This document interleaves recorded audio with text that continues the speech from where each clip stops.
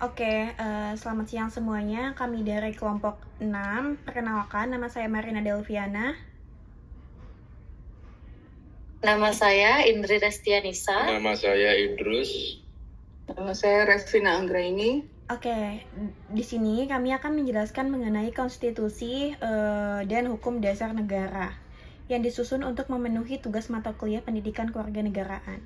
Daftar isinya yaitu apa saja yang akan kita bahas. Yang pertama ada pentingnya hukum dan kekuasaan negara, yang kedua ada dasar-dasar konstitusi, yang ketiga ada Undang-Undang Dasar 1945 sejarah singkatnya, amandemen Undang-Undang Dasar 1945, proses perubahan, implikasi yuridis, peran lembaga negara dalam perubahan konstitusi, studi kasus MK, kesimpulan, daftar pusaka, serta penutup. Di sini saya akan menjelaskan mengenai pentingnya hukum dan kekuasaan negara. Menurut Yulian dari tahun 2022, hubungan antara hukum dan kekuasaan negara sangat krusial dalam menjalankan pemerintahan yang adil dan demokratis. Hukum berfungsi sebagai landasan dan pembatas bagi kekuasaan negara agar tidak disalahgunakan. Kekuasaan negara harus berjalan dalam kerangka hukum agar hak asasi manusia dapat dilindungi dan keadilan dapat ditegakkan bagi seluruh warga negara. Dengan adanya hukum yang kuat, pemerintah tidak bisa bertindak sewenang-wenang atau melakukan pelanggaran terhadap HAM dan ketidakadilan. Reformasi dan perubahan sistem ketatanegaraan. Reformasi dan amandemen Undang-Undang Dasar 1945 dari tahun 1999 hingga tahun 2002 memperkuat hubungan hukum dan kekuasaan negara, menciptakan lembaga baru yang menegakkan negara hukum dan pemisah kekuasaan, sehingga mencegah penyalahgunaan kekuasaan. Di sini saya akan menjelaskan mengenai dasar-dasar konstitusi di Indonesia. Menurut Profesor Mahfud MD, pakar hukum tata negara, konstitusi di Indonesia, dasar konstitusi Indonesia itu terbagi menjadi 6. Yang pertama ada UUD 1945, Pancasila sebagai landasan filosofi, kemudian ada ketetapan Majelis Permusyawaratan Rakyat atau bisa disebut sebagai TAP MPR. Yang keempat ada Konvensi Ketatanegaraan. Yang kelima ada putusan Mahkamah Konstitusi, perkembangan hukum dan reformasi konstitusi. Jadi konstitusi sebagai dasar negara perlu dipahami tidak hanya secara normatif, tetapi juga secara aplikatif. Salah satu wujudnya adalah UUD 1945 yang mendalami dinamika penerapan pasca kemerdekaan hingga era reformasi. Selanjutnya akan dilanjutkan oleh teman saya bernama Kairen. 45 menurut Indrayana 2008 ya.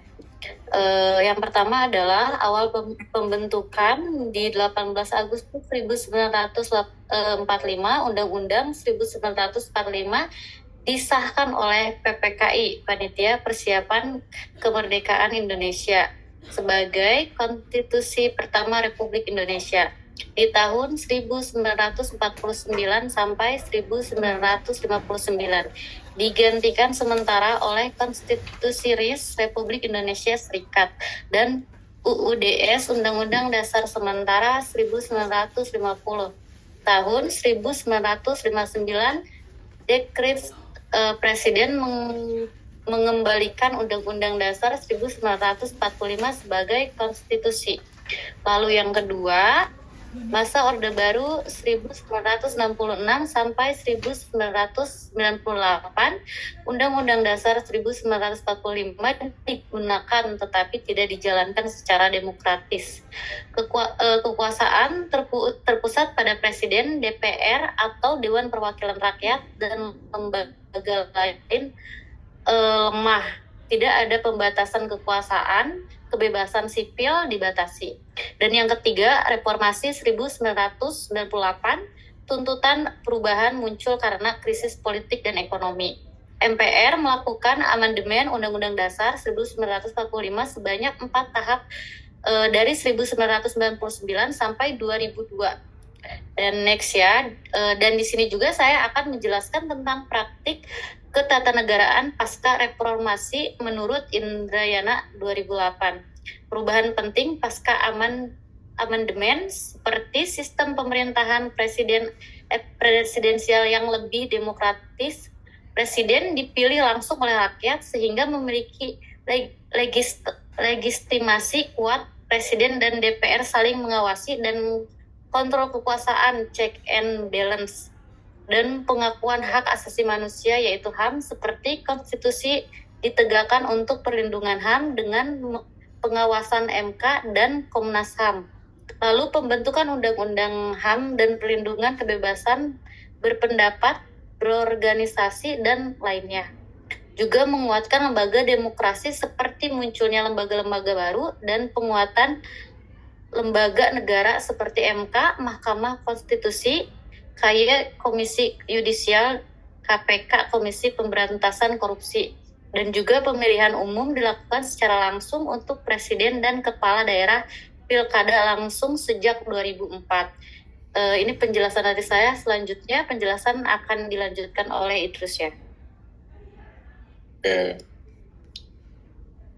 Selanjutnya yaitu perubahan UUD 1945 yang relevan. Sumber dari UUD 1945 amandemen 1999 sampai 2002.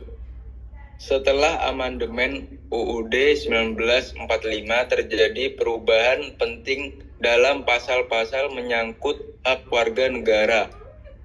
Mencangkup pertama, pasal 26 menegaskan bahwa warga negara adalah orang Indonesia asli dan orang asing yang disahkan dengan undang-undang.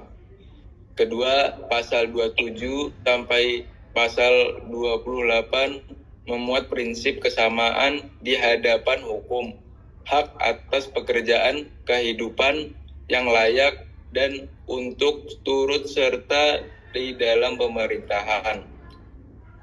Ketiga, pasal 28A sampai 20